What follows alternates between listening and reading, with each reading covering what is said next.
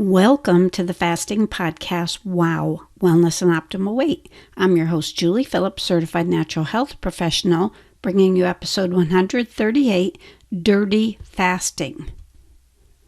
Now, instead of water only during your fast, for example, if you're fasting for 16 hours a day and eating caloric food for 8 hours a day, instead of nothing but basically water, black coffee, hopefully organic if you do it, green tea, again organic, you could do for this what they call dirty fasting up to 50 calories, and some people say 100 wisely chosen calories.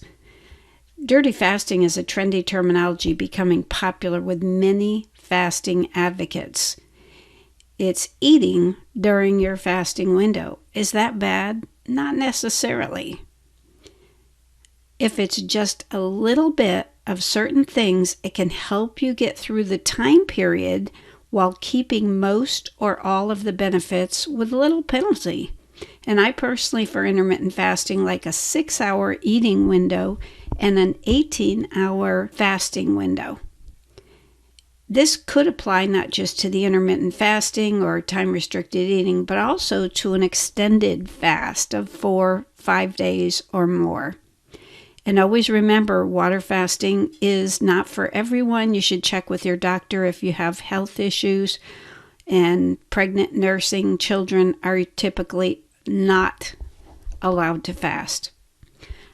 But if you keep in mind that the cavemen didn't eat from morning till night, so they were doing a form of fasting, waiting in between the foods that they could get from nature. A pure fast, some call it clean, even if the people are eating junk food and inorganic food. I don't like to call a pure fast where you're, let's say, 18 hours or nothing but water or black coffee or green tea, but 0 calories. The pure fast, I don't like to call that clean fasting like a lot of people do, because clean fasting to me, in our terminology in the podcast, is eating organic, clean foods and drink. So pure fasting is what I call it. And rather than calling it dirty fasting, I prefer to call it lenient or flexible. Some people in the industry, some of the advocates, like to call the dirty fasting, instead of lenient or flexible or even dirty, they call it lazy fasting or cheating fasting. But they still typically condone it and say it has its definite merits. Now, what are some wise choices to consider for during the lenient time of the fasting interval? Stevia, which does not affect the blood sugar or the calorie issue, as well as monk fruit. Avoid all artificial sweeteners. Bone broth can be a good topic, and also organic veggie broth. Healthy fat like MCT oil, some people like to put in their coffee, which does add calories. But healthy fats can help with ketone production, which is a good thing in getting your body fat adapted. But I would definitely avoid a lot of carbohydrates, not only because they fill up those glycogen stores that have to be depleted before the body works to break down stored fat. Glycogen stores are in the muscle and liver, but also because it could generate or trigger or spike insulin, and that is at the root of storing fat and the blood sugar issues. So fasting is definitely targeting helping with blood sugar, so I personally would avoid carbs during the fasting interval. If I really felt I needed it, I might do a half of a serving of a low-carb organic protein isolate. Like, I like the chocolate. They have vanilla, different ones. I have my favorites. If you want to ask, feel free. But remember from earlier episodes that protein, if you get too much of it, it could affect autophagy, which is that magical Superman mode where the body is turning on and seeking out and destroying bad cells in the body. But it also, this protein isolate low carb might help blood sugar balance and satiate or fill you up to alleviate hunger. And by the way, most supplements are okay. I heard a professional doctor say one time in front of a large auditorium that even one vitamin could violate the results of your fasting, which I believe is simply not true. Fasting mimicking approach. We'll talk about some supporting data. I did a previous episode or two on fasting mimicking approach where they produced very similar results to fasting. It's a 5-day approach, but they actually use plant-based foods in order to get people by without wreaking havoc with their blood sugar and their emotional status.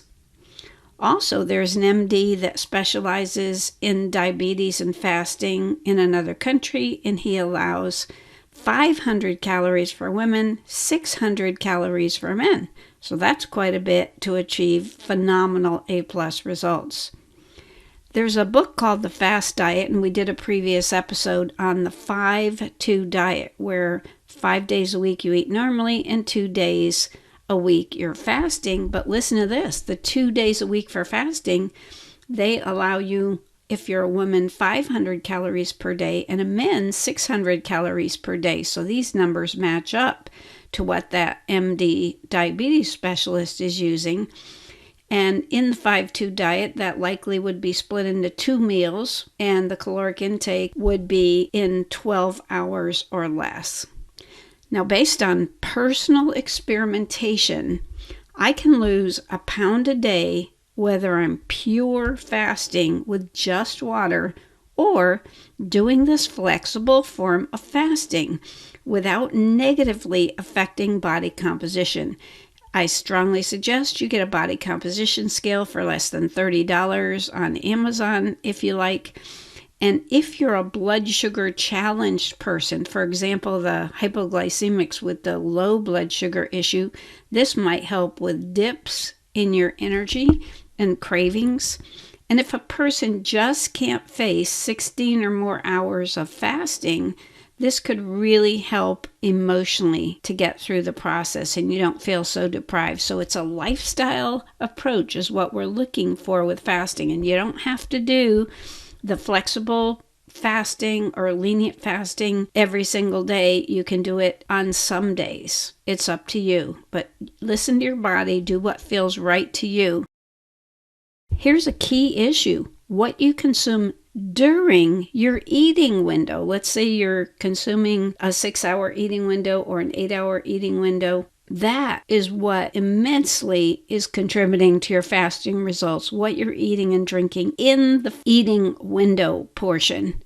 Whether your focus is on weight or health, we definitely want to consider almost all the time organic consumption, low carb, and sufficient pure protein. We've done previous episode on protein and retaining muscle. Now, don't confuse dirty fasting terminology, which is trending in the industry, with dirty keto, because dirty keto is eating processed, chemical-based, and junk food, and we always encourage organic eating and drinking. For questions and feedback, contact me, Julie, at jpwowprograms.com. Check out our website there as well. We have slides from all the different episodes for the podcast and the YouTube. Stay positive, focused, and determined, because where the mind goes, energy flows.